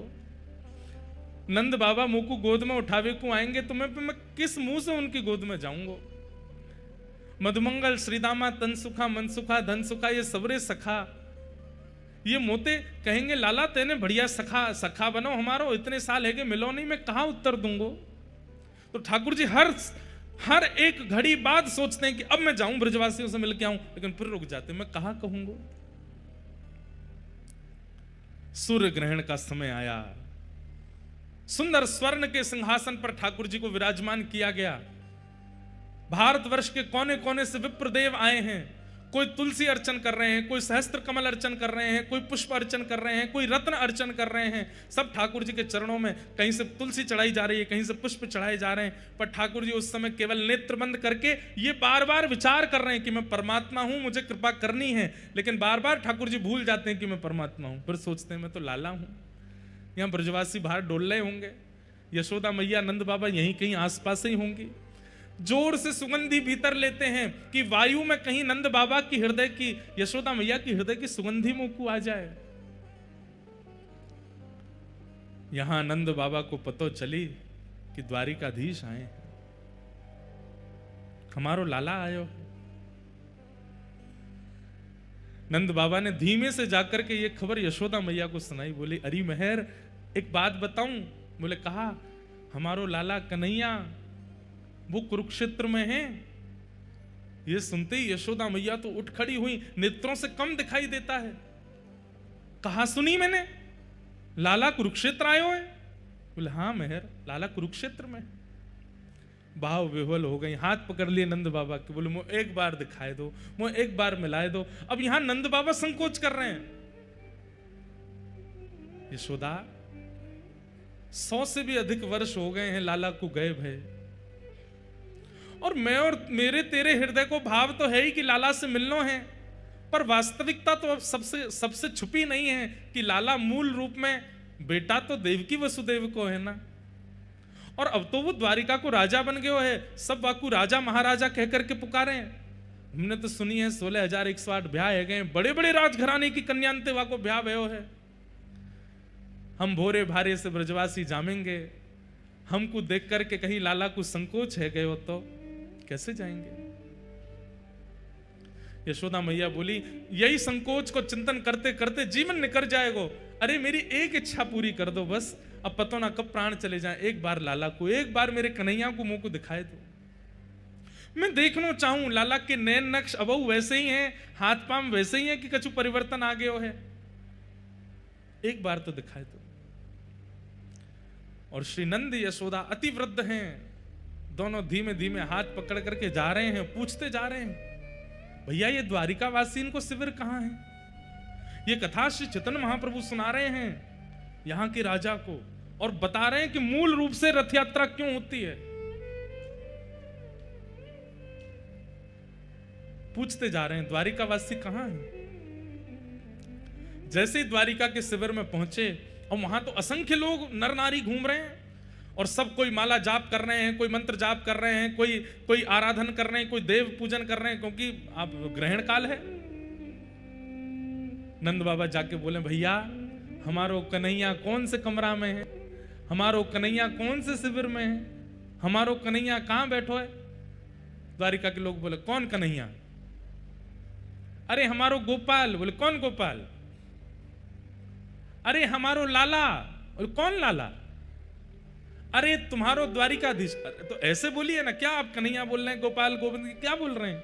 राजाधिराज महाराज गौ ब्राह्मण प्रतिपालक वसुदेव नंदन देवकी नंदन श्री कृष्ण चंद्र भगवान, ऐसे कहिए। अब हम ते तो भैया बोले को ना इतना लंबो चौड़ा, हम तो वृंदावन ते आए, हम तो कन्हैया गोपाल गोविंद ही बोले, कहाँ हैं। अच्छा, उस सामने सभागृह है ना, वहां पर असंख्य ब्राह्मण देव उनकी अर्चना कर रहे हैं। आप लोग जाइएगा, कोने में खड़े होकर दर्शन कर लीजिएगा, अभी ग्रहण काल है, आराधना चल रही है, वहां पर विक्षेप मत कीजिएगा। नंद यशोदा बोले, हाँ ऐसे ही करेंगे। ऐसी सभा थी, असंख्य लोग बैठे थे, और दूर आकर के नंद बाबा यशोदा मैया पीछे खड़े है गए। नंद बाबा ने प्रथम दृष्टि में जैसे ही ठाकुर जी को देखा, ठाकुर जी की अवस्था 100 वर्ष के आसपास हो गई है, लेकिन ठाकुर जी का यौवन आज भी बाल कृष्ण की तरह है, आज भी वैसे ही कमल नेत्र हैं, आज भी ठाकुर जी के गुलाबी गाल हैं, आज भी अभी तक मुख पे रेशे प्रकट नहीं हुए हैं, ये दाढ़ी मूछ आदि अभी ठाकुर जी के आई नहीं है। रोने लगे नंद बाबा। यशोदा मैया बोली, कहां भयो। बोले, अरे यशोदा तुमको तो दिखेगो नहीं, लाला सामने ही बैठो है, मुंह को दिख रहा है। यशोदा मैया तो व्याकुल लगे, मुंह को लेके चलो, मुंह को समीप लेके जाओ, मैं देखूंगी लाला को। ना अभी मना करिए ना, सबन ने पीछे खड़ी रहे। यहां यशोदा मैया थोड़ी हट करने लगी, जिद करने लगी, पीछे के लोग थोड़े से अव्यवस्थित जैसे हो गए, सब कहने लगे थोड़ी शांति रखिए, ठाकुर जी की आराधना चल रही है। और वो शांति कराते कराते कराते थोड़ी आगे तक आवाज आई तो भगवान के नेत्र खुले कि ऐसी अव्यवस्था कहां हो रही है। और जैसे ही ठाकुर जी ने नेत्र खोल करके पीछे देखा, 80 बरस के थे नंद बाबा जब लाला भये, आज कितनी अवस्था है ठाकुर जी की। नंद बाबा 200 वर्ष के आसपास है, बड़ी दाढ़ी, वयो वृद्ध स्वरूप है गए और नंद बाबा को जैसे ही ठाकुर जी ने नंद बाबा देखे, और नंद बाबा के बगल में खड़ी भाई यशोदा मैया हट कर रही है, मुझको लाला से मिलना है। ये दृश्य जैसे ही ठाकुर जी ने देखा, आराधना तो सब भूल गए। वहां पर जितने ब्राह्मण खड़े, हाथ में रत्न की आराधना, कोई तुलसी की आराधना, कोई कमल की आराधना, वेद मंत्र बोल रहे हैं, साक्षात वेद प्रकट होकर के ठाकुर जी की आराधना कर रहे हैं। ठाकुर जी तो सब भूल भाल गए, तुरंत कूदे हैं अपने सिंहासन से और दौड़ करके गए, और जाकर के मैया मैया मैया कहते हुए ठाकुर जी गए, और जाकर के श्री यशोदा मैया की गोद में अंक से लगाया नहीं है। जैसे एक छोटा बालक दौड़ करके बहुत दिन बाद परदेश से आए हुए पिता की गोद में उछल करके लपक जाता है, गोद में चढ़ जाता है, ऐसे ही ठाकुर जी यशोदा मैया की गोद में चढ़ गए ऊपर। अपने दोनों पैरन से मैया की कमर पकड़ ली, हाथन से मैया को अंग पकड़ लियो, और रुदन करने लगे, मैया की गोद में चढ़ गए।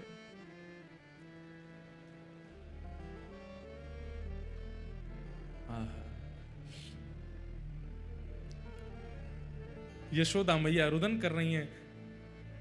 इतनी अवस्था ठाकुर जी की हो गई, 16,108 ब्याह हो गए, प्रत्येक पत्नी से संतान भी हो चुकी हैं और संतानों के भी ब्याह हो चुके हैं। उस अवस्था में ठाकुर जी यशोदा मैया की गोद में चढ़ गए और मैया की गोद में जाते बहुत देर तक तो रुदन करते रहे और थोड़ी देर बाद मैया के वक्ष पर अपना हाथ फेरन लगे और बोले, मैया मुझे बहुत दिनों से भूख लग रही है, मैं अभी तक तृप्त ना भय हूं, मैया मुझको अपना दूध पिवा, अब ही पिवा। अब द्वारिकाधीश नहीं है, अब वृंदावन चंद है। छोटे से लाला को जैसे गोद में मैया लेती है, ऐसे ही ठाकुर जी को लेकर के बीच आंगन में बैठ गई। चारों तरफ द्वारिकावासी देख रहे हैं, नंद बाबा खड़े हैं बगल में और श्री यशोदा मैया लाला को अपने पयोधर का पान करा रही हैं। 200 वर्ष की वयोवृद्धा यशोदा मैया ने जैसे ही अपना पयोधर ठाकुर जी के मुख में दिया, अपने आप दुग्ध प्रकट होने लगा और ठाकुर जी दूध पान कर रहे हैं। रुक्मणी जी घुटनों पर बैठे बैठे रुदन कर रही हैं। सत्यभामा, जामवती, जितनी सब भगवान की पटरानियां हैं, इस दृश्य को देखकर के कोई आश्चर्यचकित हो रही है, ये क्या देख रहे हैं हम। सबके कान में खबर पड़ी कि यशोदा मैया है। जैसे ही पता चला यशोदा मैया, सब द्वारिकाधीश, द्वारिका के लोग अपने अपने स्थान पर ही दंडवत प्रणाम करने लगे। यशोदा मैया की जय हो। यही है यशोदा मैया। दूर से दाऊ दादा को पता चली कि मैया आई हैं, दौड़ करके आए और बोले, मैया मैं तो बचपन से ही कहता आया हूं, तुम यहाँ कन्हैया को ही ज्यादा प्रेम करो, आज भी वाकू अपने पयोधर पे वाई दी। और मैया ने तुरंत अपनी दूसरी गोद कही, लाला तू भी आ जा। और श्री दाऊ दादा भी लेट गए हैं गोद में और दाऊ दादा दूसरा पयोधर पान कर रहे हैं। दोनों मैया के पयोधर का पान कर रहे हैं। रेवती महारानी, बलराम जी की पत्नी, देखकर के वे भी रुदन कर रही हैं, सब भावुक हो गए हैं। यशोदा मैया के नेत्रों से प्रेमाश्रु झर रहे हैं। लाला के एक एक अंग को टटोल रही हैं। लाला का सिर कैसे है, केश कैसे हैं, कान कैसे, मस्तिष्क कैसे, नासिका कैसी, आंख कैसी, सब कुछ आज तक वैसा ही है जैसे वृंदावन में थे ठाकुर जी। कोई परिवर्तन नहीं हुआ।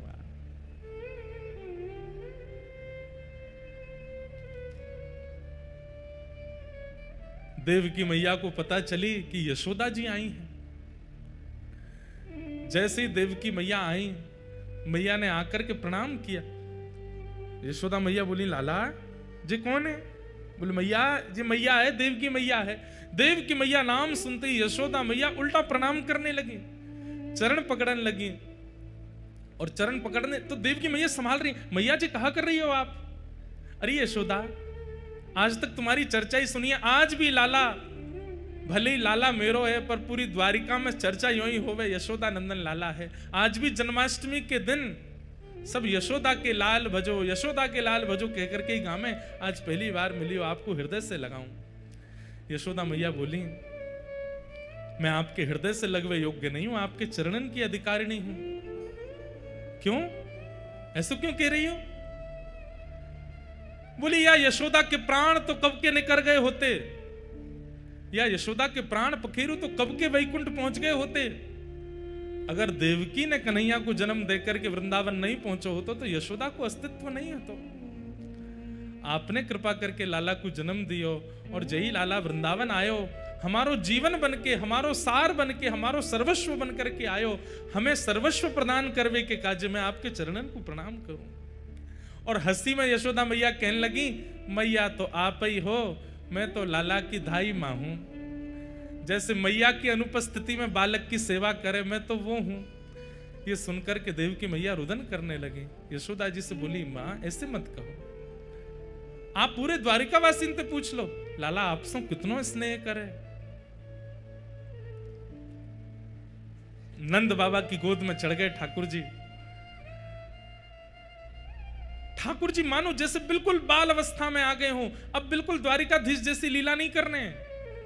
द्वारिका के लोगों ने कभी ठाकुर जी को ऐसे देखा ही नहीं, कभी यशोदा की गोद में, कभी नंद बाबा की गोद में, और यहां दाऊ दादा जिनसे सब डरते हैं। जगन्नाथपुरी में भी श्री दाऊ दादा से ही डरते हैं सब, महाप्रभु जी से कोई नहीं डरता। वो दाऊ दादा भी आज इतने बालवत अपनी क्रिया कर रहे हैं।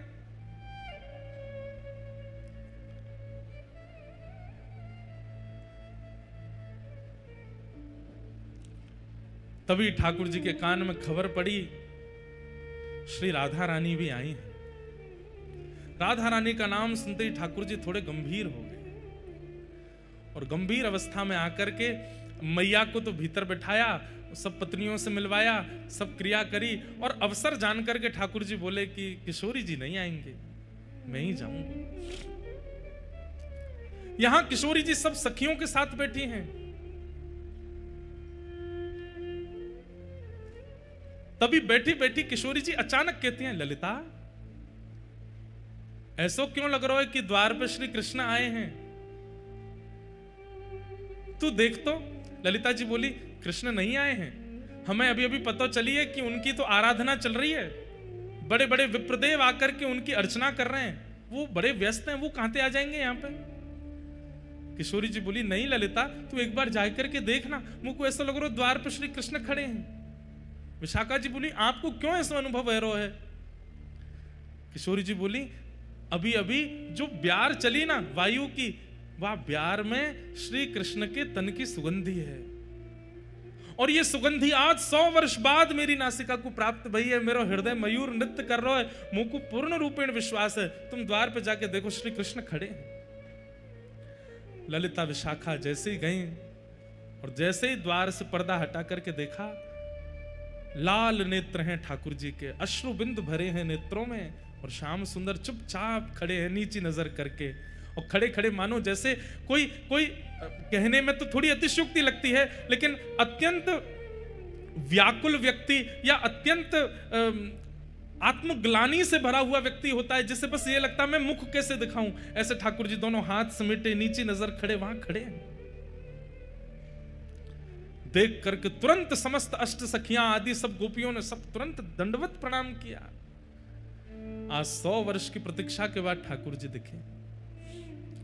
ललिता विशाखा जी बोल रही हैं लेकिन मुख से शब्द नहीं प्रकट हो रहे हैं। कह रही हैं, श्याम सुंदर आप यहां क्यों खड़े हैं?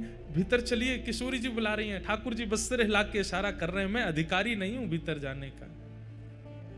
यहां भीतर किशोरी जी व्याकुल हो रही हैं और बार बार बस यही देख रही हैं, इतना समय, इतना विलंब क्यों लग रहा है, क्यों नहीं आ रहे हैं श्याम सुंदर? जैसे ही किशोरी जी बाहर निकलने के लिए अपने आसन से उठी, तभी ललिता जी बोली, देखो श्याम सुंदर, आप भीतर नहीं जा रहे, किशोरी जी बाहर आ रही हैं। जैसे ठाकुर जी ने सुना कि किशोरी जी आ रही हैं तो अरे वो क्यों श्रमित हो रही है, मैं चल रहा हूं ना भीतर। तुरंत ठाकुर जी भीतर गए और आज 100 वर्ष के पश्चात किशोरी जी की दृष्टि के सामने ठाकुर जी हैं और ठाकुर जी की दृष्टि के सामने श्री किशोरी जी हैं। शब्द नहीं है। ये द्वारिका व्रज मिलन जब हुआ है कुरुक्षेत्र में, उस समय वार्ताएं नहीं हुई हैं,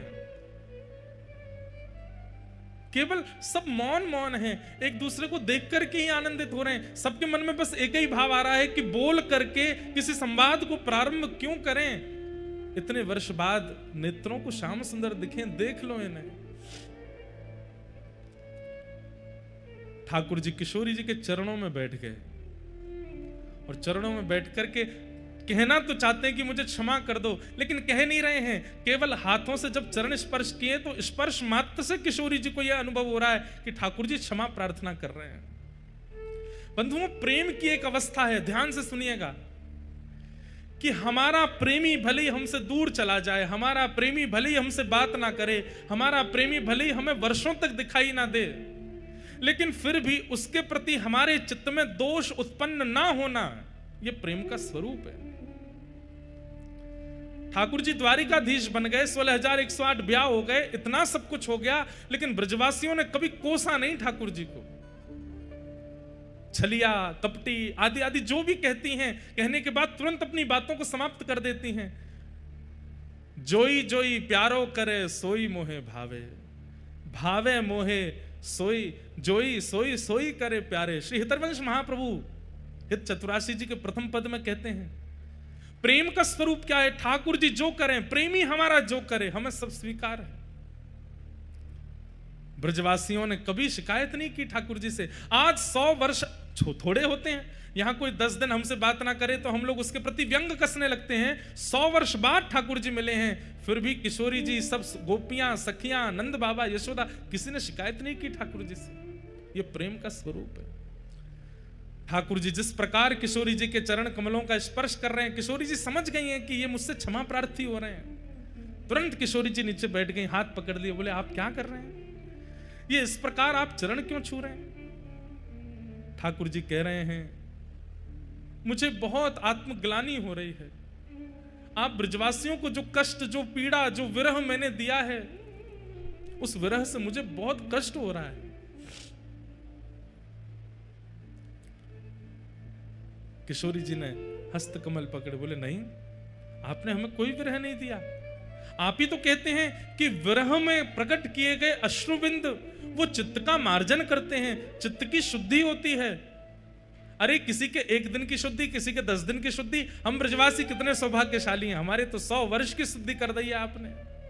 और ये 100 वर्ष की शुद्धि हमारी नहीं है श्याम सुंदर, हमारे आने वाली पीढ़ी व्रज में जितने भी लोग जन्म लेंगे युगों युगों तक, चाहे वो कोई क्रम करें, नियम करें, अनुष्ठान करें, चाहे ना करें, वो फिर भी शुद्ध ही रहेंगे, क्योंकि उनके बट का भी रुदन हम ब्रजवासियों ने कर लिया है, वे परम पवित्र रहने वाले हैं।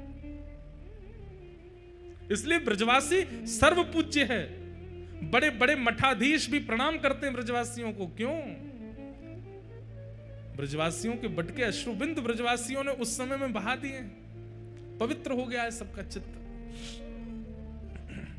और जो आत्मग्लानि के कारण ठाकुर जी बहुत असहज हो रहे थे, किशोरी जी ने तुरंत हस्तकमल पकड़ा और सब गोपियों से कहा, अरे 100 वर्ष है गए, श्रृंगार पेटी खुली नहीं है, आज श्रृंगार पेटी खोलो। और 100 वर्ष बाद आज पहली बार श्रृंगार पेटिका खुली है। ललिता जी चंदन घिस रही हैं, विशाखा जी आदि सब सखियां सुंदर सुंदर रत्न लेकर के आ रही हैं, सुंदर सुंदर पुष्प के आभूषण लेकर के आ रही हैं, और श्री किशोरी जी श्याम सुंदर को वृंदावन चंद के रूप में श्रृंगार कर रही हैं। अभी तक तो द्वारिकाधीश बनते हैं, लेकिन आज वृंदावनाधीश बन रहे हैं। किशोरी जी श्रृंगार कर उसका प्रयोग करते हैं कथा में। किशोरी जी और ठाकुर जी का कुरुक्षेत्र में रास विहार हुआ। ठाकुर जी ने 100 वर्ष बाद रास किया। पूरे ब्रजवासियों के पास खबर फैल गई कि द्वारिकाधीश कन्हैया हमारो आए गयो है।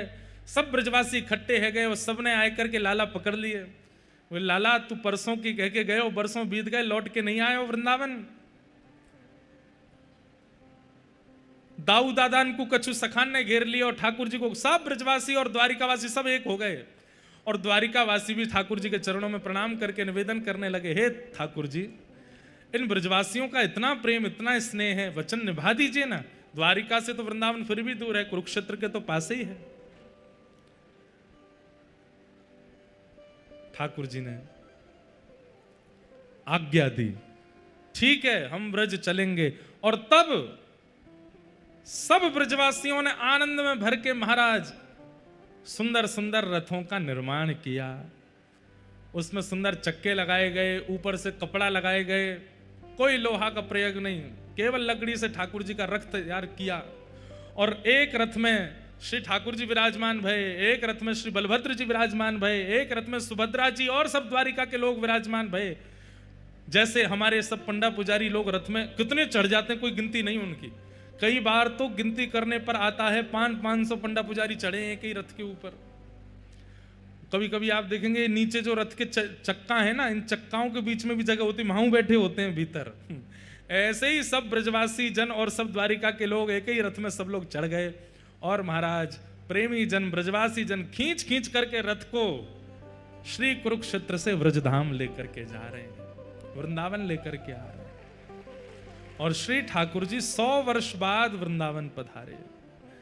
यहां किशोरी जी सब सखियों के साथ जब वृंदावन थोड़ी दूरी पर रह गया है, तब किशोरी जी ने आज्ञा ली है, बोले कि अब हम पहले पहुंच जाएं। बोले क्यों, आप आएंगे तो आपकी स्वागत की सब व्यवस्था होगी। तो सब ब्रजवासी जनों ने द्वारिका के लोगों से कहा कि अब थोड़ी दूर ब्रज रह गया है, आप ही रथ खींच के लाओ, हम ब्रज में जा रहे हैं, सब व्यवस्था करें। ठाकुर जी ने सबसे कही, बोले कि देखो मेरो जैसो वृंदावन में छोड़ के गयो वैसो ही करियो, कछु अतिशयुक्ति मत करियो ना। बोले लाला वैसो ये वृंदावन ने साफ सफाई तो करेंगे, लाला आ रहा है इतने दिनों बाद। सब ब्रजवासियों ने जाकर के अपने घर सजाए, अपने घरों पर फूल मालाएं सजाई, सुंदर सुंदर दिए जलाए, अपने घर के बाहर सुंदर गोबर के लेप किए। और सब ब्रजवासियों ने अपनी अपनी गैया बाहर बांध दी कि लाला देखे, क्योंकि सब ब्रजवासियों की गैया चराई है ठाकुर जी ने। ठाकुर जी जब नंद बाबा से मिले तो यही पूछ रहे, मेरी धौरी गैया अब दूध देवे 100 साल बाद। नंद बाबा बोले, लाला तू जब ते ब्रजते गयो है, कोई गैया ने भी बालक को जन्म दी दियो, और बछड़ा बछिया जितने छोटे हते वो उतने ही है बहू, कोई बड़ो ना भयो, सब रे नेक से, जैसे हमारो लाला छोटो सो वैसे बछड़ा बछिया नेक से हैं। बंधुओं, त्रेता में 14 वर्ष का वियोग दिया था अयोध्या वासियों को, पर ब्रजवासियों को 100 वर्ष का वियोग दिया। और जैसी अयोध्या की हम खबर सुनते हैं, ना किसी ने जन्म लिया, ना किसी के प्राण गए, वही व्रज में स्थिति है। लेकिन व्रज में एक और बात है कि कोई बड़ा छोटा भी नहीं हुआ, सब उतने ही हैं। ठाकुर जी के सब बछड़ा बछिया भी आज उतने ही हैं। असंख्य गाय ठाकुर जी का स्वागत कर रही हैं। ठाकुर जी रथ से उतर करके गायों को प्रणाम करते हैं, एक एक गैया को अपने हृदय से लगाते हैं, ब्रज को प्रणाम करते हैं, वृक्षों को हृदय से लगाते हैं। घर घर जाकर के ठाकुर जी सुंदर माखन मिश्री को भोग लगा रहे हैं। सब द्वारिका के लोग इस लीला का दर्शन कर रहे हैं। अभी तक तो द्वारिका के लोगों ने केवल लीला सुनी थी, आज प्रत्यक्ष दर्शन हो रहा है व्रज का। ठाकुर जी सब द्वारिका के लोगों को बता रहे हैं, यहाँ पे हम यूं गैया चराते, यहाँ पे हम ये लीला करते, यहाँ पे ये लीला करते, और ये लीलाएं दर्शन करके सब ब्रजवासी अति आनंदित हो गए। सब ब्रजवासी लाला को कंधा पे उठा करके नृत्य करने लगे। कन्हैया ले चल पल्ली पार, जहां विराजे राधा रानी, जहां विराजे श्यामा प्यार, अलबेली सरकार संवरिया ले चल परले। बंधुओं, इसी भावना से रथ यात्रा होती है ठाकुर जी की। ये चेतन महाप्रभु ने राजा को बताया, भैया वो गुंडीचा मार्जन साफ सफाई के लिए तुम सेवकों को मत भेजो, वो तो हमको करना चाहिए। क्यों? बोले क्योंकि हमारे ठाकुर जी वृंदावन आ रहे हैं, हमारे ठाकुर जी वृंदावन वापस आ रहे हैं। ये वही लीला का यहां पर दर्शन होता है। ये रथ में विराजमान होकर ठाकुर जी वृंदावन जाते हैं। आप लोगों को रथ यात्रा में आकर के ठाकुर जी की रथ के आगे नाचना चाहिए, भुजा उठा करके आनंदित होना चाहिए, और एक दिन पूर्व आकर के गुंडीचा में जाके चाहे जहां एक कोना भी मिल जाए अपने हाथ से मार्जन करना चाहिए, इसी भाव से कि हम ब्रजवासी हमारे श्याम सुंदर आ रहे हैं। इस बार तो हमने उल्टा रथ का दर्शन किया था, पर ठाकुर जी कृपा करेंगे, एक बार ठाकुर जी जब रथ में विराजमान होके आते हैं, हम सब भी यहाँ पे ऐसी योजना बनी, यही कथा हो जाए और सबरे श्रोताओं के साथ जाएंगे, गुंडीचा में जाके झाड़ू लगाएंगे, पूरे गुंडीचा को धोएंगे। हम तो ब्रजवासी, हमारा तो अधिकार है, लाला आवेगो। बढ़िया कलशों में जल भर भर के जाएंगे, गुंडीचा को साफ करेंगे, स्वच्छ करेंगे, और श्री रथ के आगे खूब उछल उछल के नाचेंगे, इसी भाव से कि हम ब्रजवासी, हमारो लाला आ रहा हो वापस। रथ यात्रा का मूल रूप क्या है?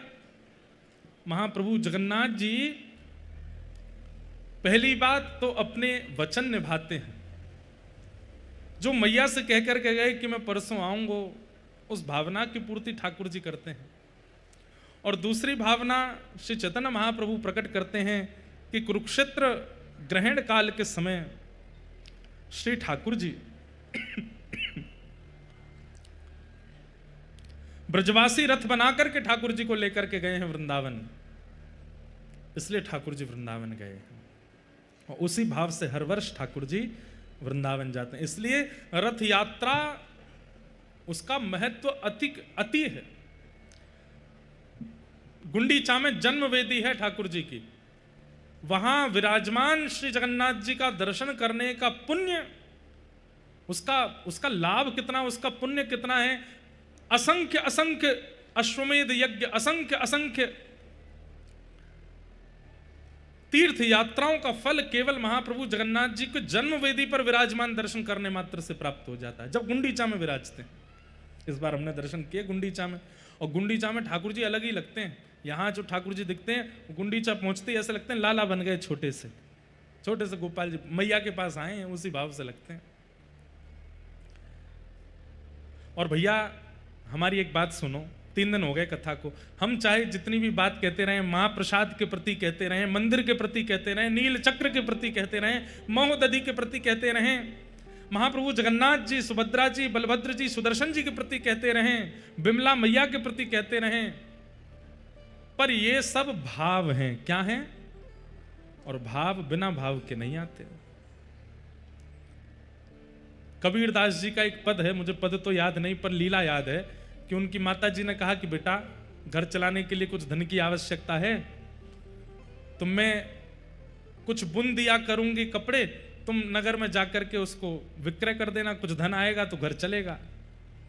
तो श्री कबीरदास जी जाते और वस्त्र हाथ में लेकर के चौराहे पर खड़े हो जाते। आने जाने वाले लोग आकर के एक ही बात पूछते, कितने भाव का है ये, कितने भाव का है ये, कितने भाव का है। उसी समय कबीरदास जी बेकना तो भूल गए, उन्होंने पंक्तियां लिख दी। और पंक्ति में क्या लिखा, बिना भाव के जब सामान्य वस्तु नहीं मिलती संसार में, तो बिना भाव के ठाकुर जी के पास क्यों जाते। भाव प्रकट करके ही जाओ, बिना भाव के वो प्रस्तुत नहीं होगा। महाप्रभु जगन्नाथ, एक बात बताएं आपको, कोई महाप्रसाद पाता है और महाप्रसाद में उसको दोष दिखने लग जाए, ये वाली सब्जी तो ऐसी है, ये तो यूं है, ये तो यूं है, इसका मतलब क्या है, उसके पाप ही उसको रोकते हैं महाप्रसाद पाने से। क्यों, इसको पाते ही तो हम स्वस्थ हो जाएंगे। जैसे दवाई से रोग ठीक होता है, लेकिन दवाई की कड़वाहट के कारण जीभ मना करती है, कोई नाक बंद करते हैं, कई आंख मीचते हैं, और कई तो महाराज इधर उधर भागते हैं, माँ पीछे दवाई लेके भाग रही, बालक भाग रहे हैं आगे आगे, नहीं पीनी नहीं पीनी। उसे भी पता है, माँ को भी पता है कि इससे ही ठीक होना है, लेकिन फिर भी उसकी कड़वाहट स्वीकार नहीं होती। ठीक वैसे ही बंधुओं, महाप्रसाद हमें तो लगता है अमृत भी फीका होगा महाप्रसाद के आगे, लेकिन कई लोगों को उनमें भी ये लगने लगता है ऐसी सब्जी है, ऐसा ये है, ऐसा वो है। ये कहीं ना कहीं आपके पाप ही आपको रोकते हैं। मत पाओ, क्योंकि इसको पाने से हम चले जाएंगे, हम तुम्हारा आश्रय छोड़ देंगे, तुम हमारे भैया नहीं हो हैं, 18 साल की उम्र से तुम्हारे अंदर निवास कर रहे हैं हम, तुमने इतना पाल पोस करके काम क्रोध लोभ मोह आदि हम सबको अपने शरीर में तुमने स्थान दिया। हम जब आए थे तब इतने से थे, अब हम इतने विशाल हो गए हैं। पहले तुमको थोड़ा क्रोध आता था, अब तुमको इतना क्रोध आता है। पहले तुम में तनिक काम था, अब तुम में भयंकर काम है, और तुम हमको ऐसे छोड़ दोगे। और वही काम क्रोध लोभ ईर्ष्या द्वेष आपके अंदर आकर के आपके मन में ये भाव प्रकट करते हैं, इसको हटाओ, ये छोड़ दो, इसको रहने दो, अरे इसमें क्या स्वाद है, इससे बढ़िया तो बाहर होटल पे मिल रहा है, वहां खाएंगे। क्यों, उससे तो हम और तंदुरुस्त होंगे, इससे तो हम जीर्ण शीर्ण होकर मर जाएंगे। इसीलिए व्यक्ति फिर महाप्रसाद के प्रति उपेक्षा कर देता है। वो नहीं करता, उसके पाप करवाते हैं। और इसमें एक ही बात चलेगी, कथा आवश्यक क्यों है। एक बात हम आपको बहुत स्पष्ट कहते हैं, जगन्नाथपुरी आप द्वारिका चले जाना, बद्रीनाथ चले जाना, पर जगन्नाथपुरी तो बिना कथा के आना ही नहीं। क्योंकि महाप्रभु जी को बिना भाव के अगर आपने देखा भी, प्रसाद भी पाया, तो आपके मन में कोई ना कोई गलत भाव आ ही जाएगा। क्योंकि जब तक इनके भाव को जानोगे नहीं, आप इनका दर्शन, इनका महाप्रसाद, इनको स्वीकार नहीं कर सकते।